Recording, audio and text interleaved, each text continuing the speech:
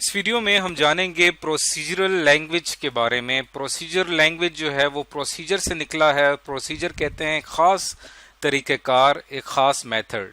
Procedural language जो है इसके अंदर हमारे पास जो होता है वो सीक्वेंस ऑफ स्टेटमेंट्स होती हैं, यानी स्टेटमेंट्स की एक तरतीब होती है और वो स्टेटमेंट जो है वो एक तरतीब के साथ प्रोसेस होती हैं और प्रोसेस होने के बाद वो एक प्रोसीजर बनाती हैं। इसीलिए इस प्रोग्रामिंग को प्रोसीजरल प्रोग्रामिंग कहा जाता है। इसे प्रोसीजर भी कह सकते हैं और इसे मेथड भी कहा जाता है। मिसाल के तौर पे अगर हमने दो नंबर्स को ऐड करना है तो उसमें हमारे पास सीक्वेंस के साथ ये 4 स्टेटमेंट्स होंगी। पहली स्टेटमेंट में हम लिखेंगे x इज इक्वल टू 8, फिर हम लिखेंगे y इज इक्वल टू 9, ये हमारे पास सेकंड स्टेटमेंट है। इसी तरह थर्ड स्टेटमेंट में दोनों को हम मल्टीप्लाई कर रहे हैं और फोर्थ स्टेटमेंट में हम प्रिंट करवा रहे हैं। तो ये 4 स्टेटमेंट्स मिलके एक प्रोसीजर बना रही हैं, एक मेथड बना रही हैं जो कि मिलकर एक खास काम सरअंजाम दे रहे हैं।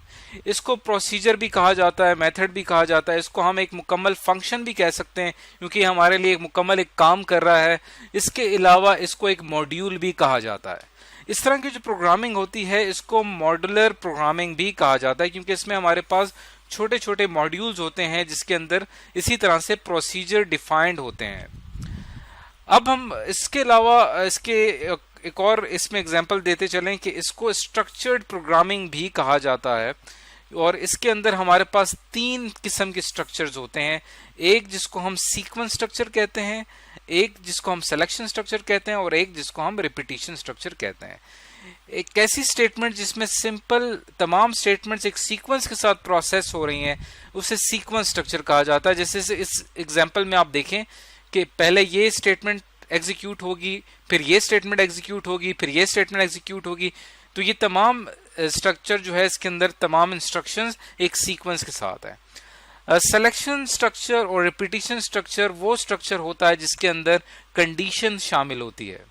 ये जब हम सी लैंग्वेज का कोड आगे चल के सीखेंगे वहां पे आप देखिएगा कि किस तरह से कंडीशन जो है वो एक अहम किरदार अदा करती है स्टेटमेंट 2 से स्टेटमेंट 4 में जंप करने में। यानी इस जो स्टेटमेंट्स का सीक्वेंस होता है वो टूट जाता है सिलेक्शन स्ट्रक्चर में और रिपीटिशन स्ट्रक्चर में। इसकी तफसीलात हम आगे चल के पढ़ेंगे जब हम सी लैंग्वेज की ज्यादा चल के आगे डिटेल्स पढ़ेंगे।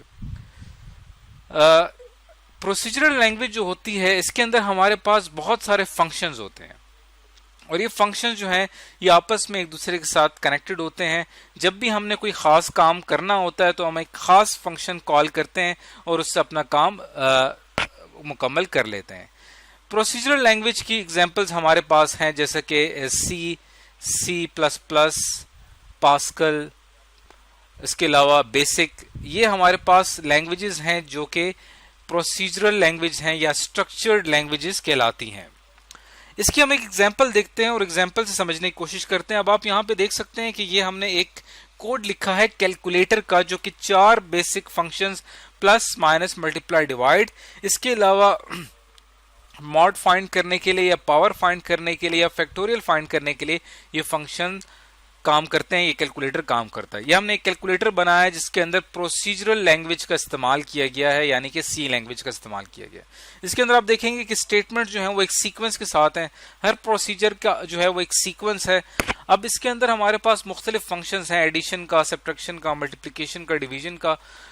अब हम इस कोड को अगर एक नजर इस पे देखें तो इसके अंदर आप देखें कि हमारे पास यहाँ पे एक कैलकुलेटर के फंक्शंस मौजूद हैं। ये हमारा मेन फंक्शन है जो कि हमें एक मेन्यू प्रोवाइड करेगा जहां से हम एडिशन, सब्ट्रैक्शन, मल्टीप्लिकेशन, डिवीजन के लिए ऑप्शन दे सकेंगे।